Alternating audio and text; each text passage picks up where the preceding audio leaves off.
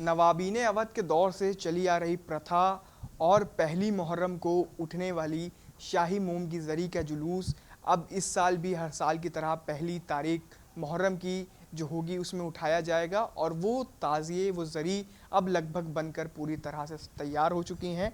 आप तस्वीरों के माध्यम से आपको दिखाना चाहेंगे कि ये वो मटेरियल है, ये वो सामान है जिससे शाही मोम की ज़री को बनाया जाता है।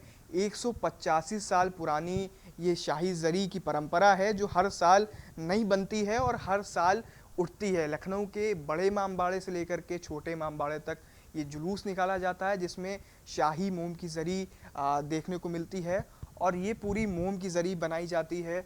और साथ ही इसकी जो शुरुआत है जो कि ऐतिहासिक जुलूस माना जाता है और इसकी जो शुरुआत की अगर हम बात करें तो इसकी शुरुआत सन 1839 में हुई थी और अभी तक लगभग इसको 185 साल हो चुके हैं और हर साल ये जुलूस निकाला जाता है। ये ज़री लखनऊ की सड़कों पर पहली मुहर्रम की तारीख को देखने को मिलती है। इस ज़री और इस जुलूस के बारे में ज़्यादा जानकारी के साथ इस वक्त हमारे साथ नवाबीन अवध से ताल्लुक़ रखने वाले नवाब मसूद अब्दुल्ला जी मौजूद हैं। मसूद जी, बहुत बहुत स्वागत है आपका इंडियन न्यूज़ में। आदाब। ये जो स्टाइल है ये नवाब जाफ़र अब्दुल्ला भी बता के गए हैं कि हमारे बड़े भाई साहब थे नवाब जाफ़र मीर अब्दुल्ला, उनका पिछले साल 18 अप्रैल को इंतकाल हो गया था, तो वो हमारे बड़े भाई थे जी। तो हम फ़िलहाल बात कर रहे हैं इस ज़री की जो कि शाही मोम की ज़री है, हर साल बनती है। इसकी शुरुआत कहाँ से हुई और क्या कॉन्सेप्ट था इसको बनाने का, इसको उठाने का? देखिए, अवध के नवें बादशाह या तीसरे ताजदार कह लिए किंग मोहम्मद अली शाह, उन्होंने छोटे इमामबाड़े की तामीर की थी और उस तामीर करने के बाद फिर ये जो मोम की ज़री है उसकी शुरुआत की, जो कि बड़े इमामबाड़े से नमूदार होती है और छोटे इमामबाड़े पर जाके ख़त्म होती है। फिर मोम की ज़री जो है उसका ये एक तरह से आगाज़ मुहर्रम का हो जाता है। दुनिया में बिगुल बज जाता है कि मुहर्रम की शुरुआत हो गई है, क्योंकि ये शाही ज़री ऐसी ज़री है जिसमें इतनी मतलब चीज़ें होती हैं। जैसे मोम की ज़री है, ये यहाँ से जरवल से ये सब कारीगर जो हैं वो आते हैं और रमज़ान उनके ईद के महीने से जो है ये शुरुआत हो जाती है। तो करीब 2.5-3 महीने जो है ये ज़री बनाई जाती है और इसमें आप ये देखिए कि तरह तरह के सब, इसमें मोम तो है ही, वैक्स वाली तो है ही, उसके साथ साथ फिर इसमें अबरख की भी एक ज़री है। तो ये सारी चीज़ें, अबरख यानी माइका। माइका, जी हाँ, तो उसकी भी ज़री है। तो असल में हुआ ये कि जब नवाब साहब ने जब ये शाही जुलूस के बारे में सोचा तो उसमें एक तो ज़री का हुआ, उसके अलावा इसमें बहुत सी ऐसी चीज़ें हैं। जैसे जो शाही जुलूस है उसमें आप देखेंगे कि हाथी, घोड़े, ऊँट, फिर सारे वो माह मरातिब होते हैं, फिर रोशन चौकी होती है, फिर इस तरह की बहुत सी ऐसी चीज़ें होती हैं। फिर झूला होता है, उसके अलावा उसमें बैंड बाजा होता है जिसमें मातमी धुनें बजती हैं, नौबत होती है। मतलब ये सब उस तरह की एक जुलूस के फॉर्म में होती है। और फिर जो शाही जो ज़री होती है, जो मोम की ज़री जिसे हम कहते हैं, ये आगे चलती है और उसके पीछे लाडो साखन का ताज़िया भी होता है, जो कि नवाब आसिफ़ुद्दौला ने वादा किया था लाडो साखन से। जिस वक्त वो ये बड़े इमामबाड़े की तामीर कर रहे थे तो वो जगह जो थी उनको चाहिए थी, जो उनकी एक झोपड़ी थी, तो उस जो डिज़ाइन था बड़े इमामबाड़े का, तो किफ़ायतुल्लाह जो उनके आर्किटेक्ट थे, उन्होंने कहा कि ये झोपड़ी जो है उसमें आ रही है। तो उन्होंने उनसे गुजारिश की, उन्होंने कहा कि मैं यहाँ पर अपने मौला का ताज़िया रखती हूँ, इसलिए मैं ये जगह नहीं दूँगी। तो उन्होंने कहा कि जिस मौला के लिए आप जो हैं ताज़िया रखती हैं उन्हीं मौला के लिए इमामबाड़ा बन रहा है। तो उन्होंने फिर वो ऐसे ही दी, लेकिन उसके बाद उन्होंने काफ़ी उनको इनाम और इकरामात दिए। लेकिन उनकी एक शर्त थी कि हमारा ताज़िया जो है वो जिस तारीख़ को रखा जाता है, यानी कि 28 ज़िलहिज को, वो उसी दिन रखा जाएगा और उसको उठाया जाएगा। तो वो ट्रेडिशन जो है, वो रवायत जो आज तक कायम है। पहले आगे शाही ज़री होती है, उसके पीछे लाडो साकन का जो है ताज़िया होता है, जो कि बड़े इमामबाड़े से नमूदार होके छोटे इमामबाड़े पर आके ख़त्म होता है वो जुलूस। और उसमें लखनऊ और लखनऊ के अतराफ़ के बहुत से ऐसे मोमिनीन होते हैं, चाहे वो शिया हज़रात तो होते ही हैं, उसके अलावा सुन्नी हज़रात होते हैं, हिंदू हज़रात होते हैं, तो हर मज़हब के और मिल्लत के लोग होते हैं, वो उसमें जुलूस में शामिल होते हैं और उसको बहुत अक़ीदे के साथ जो है सब उसमें शामिल होते हैं। और मातम और ऐसे मातमी धुनें वगैरह बजती हैं और फिर जुलूस में जो है वो छोटे इमामबाड़े पर जाके ख़त्म होता है। साहब ये जानना चाहेंगे कि जैसे कि आपने बताया कि 1839 से ये परंपरा चली आ रही है, वो 185 साल हो चुके हैं जब इसकी नींव रखी गई थी। तो ऐसे में कई क्योंकि राजतंत्र के दौर से भी लखनऊ गुजरा, तो ऐसे में कई लोग बदलते रहे, सरकारें बदलती रहीं। जब डेमोक्रेसी का दौर आया तो सरकारें बदलती रहीं, जब राजतंत्र था तो राजा महाराजाओं का दौर बदलता रहा। तो उस वक्त जब इसकी नींव रखी गई थी, तब से लेकर अब तक 185 साल हो चुके हैं, तो इस जुलूस में, इस परंपरा में कितना बदलाव आया? देखिए, जुलूस उसी अक़ीदे के साथ उठता है जो नवाब साहब ने जिस अक़ीदे के साथ जुलूस उठाया था, वो आज भी हुसैनाबाद एंड अलाइड ट्रस्ट जो है वो उसको मैनेज करता है, और शाही घराने के जो लोग हैं वो उसमें होते हैं और सारे मोमिनीन होते हैं, चाहे वो मज़हब में मिल्लत, उससे कोई ताल्लुक़ नहीं है कि किस मज़हब के हों। लेकिन जुलूस जो है वो उसी शान से उठता है और वैसे ही शान व शौकत जो है उसमें जुलूस में रहती है।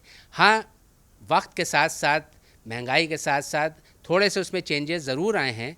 जो मान लीजिए जितने भी हाथी और घोड़े हुआ करते थे उतने अब हाथी घोड़े नहीं होते हैं, उसमें पैदल होते थे, झंडियाँ होती थी, वो सारे होते थे, उसमें कुछ कमी आई है। लेकिन खुलूस जो है वो आज भी मेंटेन्ड है, और उसी तरह से जैसे कि नवाब मोहम्मद अली शाह के दौर में होता था वैसे ही आज भी उठता है। अच्छा, एक बात कर लें, क्योंकि आपने हाथी घोड़े का जिक्र कर दिया, तो ये हाथी घोड़े का क्या कॉन्सेप्ट है? हालांकि जो मुहर्रम का महीना होता है वो बड़ा ही गमगीन महीना माना जाता है, तो उसमें ये हाथी घोड़े नगाड़े का क्या कॉन्सेप्ट? भाई आप ये देखिए कि मौला कौन है, हम लोग के बादशाह हैं, हम लोग के शहंशाह हैं। तो एक बादशाह जो है उसकी अगर सवारी जाएगी तो वो कैसे जाएगी? हाथी पर जाएगी, उसमें घोड़े होंगे, उसमें ऊँट होंगे, पैदल होंगे, उनके जो एक बादशाह के साथ जो लोग होते हैं वो सब उसके साथ उनके होंगे। तो मौला जो है वो हम लोगों के बादशाह हैं, तो उनकी सवारी निकल रही है, उनका जो है ये ज़री है, तो उनके लिए ज़ाहिर सी बात है वो शान व शौकत जो होना चाहिए उसी लिए जो है सारी शान व शौकत होती है। और उसमें पैदल भी होते हैं, झंडियाँ भी होती हैं, अलम होता है, सभी कुछ होता है। तो ये मुहर्रम में तो होता ही है। उसके अलावा इसका एक चीज़ ये है कि तदफीन जो होती थी 10 मुहर्रम को, तदफीन यानी इसको दफन किया जाता है, वो रोज़ा काज़मैन में होती थी 10 मुहर्रम को। लेकिन बीच में कुछ वजहों की वजह से, कुछ वजूहात की वजह से ये हुआ कि वो तदफीन नहीं होती है। तो ये हमारी गवर्नमेंट से अपील भी है कि जो एक ट्रेडिशन है, जो 185 साल का ट्रेडिशन है, उसको ख़त्म ना किया जाए, बल्कि उसकी तदफीन, अगर आप ये सोच लिए कि अगर किसी का इंतकाल हो जाए तो उसको दफ़न ना किया जाए तो कैसा लगेगा उनके घर वालों को। उसी तरह से जब हमारी एक ज़री उठ रही है और वो फिर उसकी तदफीन ना हो तो जो कौम है उसके लिए कितने अफसोस की बात है। अब क्योंकि इतिहास के बारे में हमने नवाब साहब से जाना, अब यहाँ पे आप देखिए कि ये जो ताज़िया है वो अभी भी बनाया जा रहा है। 3 महीने पहले से ये पूरा कार्यक्रम, ये पूरा बनाने की जो कवायद है उसकी शुरुआत हो जाती है। बाहर से कारीगर आते हैं स्पेशली इसको बनाने के लिए, और जो इसको बनाते हैं, जो इसमें अपनी मेहनत डालते हैं, उनसे हम बात करना चाहेंगे। जनाब, क्या नाम है आपका? ये हमारा वसीम अली। वसीम जी, कितनी मेहनत लगती है इसको बनाने में, और कितने साल से इसको आप बना रहे हैं? हम लोग बना रहे हैं कि 1999 से। इसमें बहुत मेहनत लगती है। हम लोग रातों दिन काम करते हैं। ये 12-15 लोग रातों दिन काम करते हैं जी। कितने महीने लगते हैं? 3 महीने लग जाते हैं। 3 महीने लग जाते रात दिन ना करें तो 5-6 महीने लग जाएंगे। सुबह 6 बजे काम शुरू कर देते हैं, रात में 11 बज जाता है, 12 बज जाता है, हम लोग काम किया करते हैं। वसीम जी, कहाँ से ताल्लुक़ रखते हैं और लखनऊ आते हैं कि हर साल बनाने इसको? ये हमारा मतलब जिला बहराइच, जटुआ कस्बा, मोहल्ला बाजदारी के रहने वाले लोग हैं।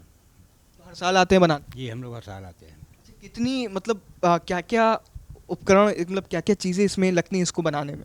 इसमें बांस लगता है, कच्चा कागज़ लगता है, फिर फूल, सेहरा, मोम, ये सब लगाया जाता है। मोम की ज़री मशहूर है, मोम से क्या क्या बनाया जाता है? मोम से फूल पत्ती 20 तरीके के डिजाइन बनाए जाते हैं। मोम के पाए बनाए जाते हैं।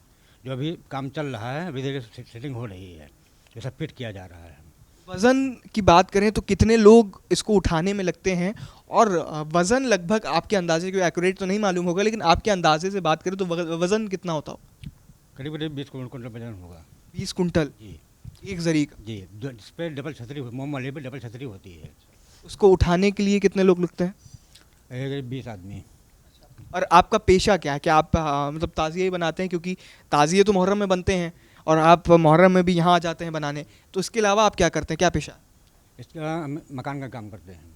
यहाँ भी हम काम कर चुके हैं। मकान बनाने का? जी, यहाँ भी इमाम बाड़े गुम्बद में बनाया है, डिजाइन बनाया है। यहाँ पे करबला में हमने काम किया है, खतरे में, काजमेर में भी काम किया है, काला इमामबाड़े में काम किया है। जब नकवी साहब थे यहाँ पर सब काम करते थे हम। मतलब बहुत पहले से, कई साल हो गए आपको ये ताज़िया बनाते हुए।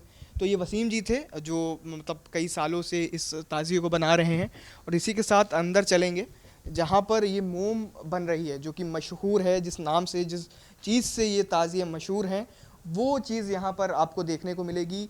ये मोम है, हाथ में लेके आपको दिखाना चाहेंगे। ये पूरा मोम है, और ये मोम डिज़ाइन देते हैं ताज़िए को। ये मोम को गर्म करके, ये देखिए कैसे डिज़ाइन बनाया जा रहा है।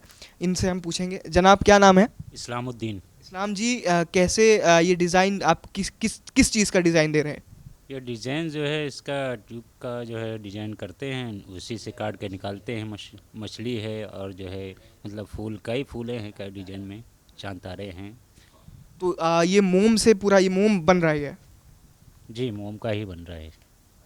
तो इसमें ये लगभग कितना मोम इसमें लगता होगा मोम लगभग 80-80 किलो लग जाता है। एक ताज़िए में?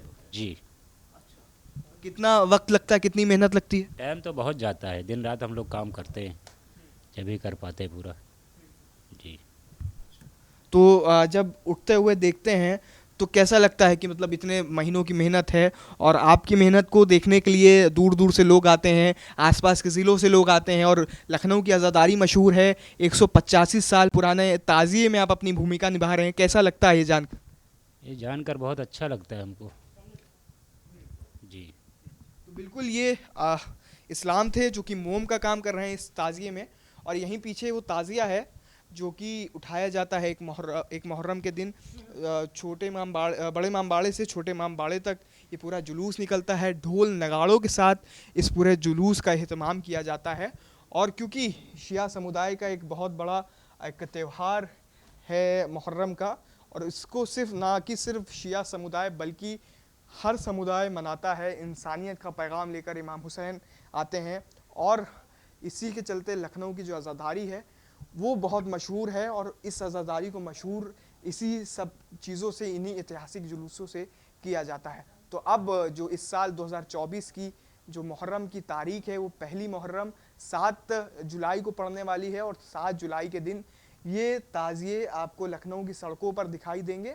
और ये ताज़िए की शुरुआत, इस जुलूस की शुरुआत साल 1839 में हुई थी, और लगभग अब 185 साल हो चुके हैं।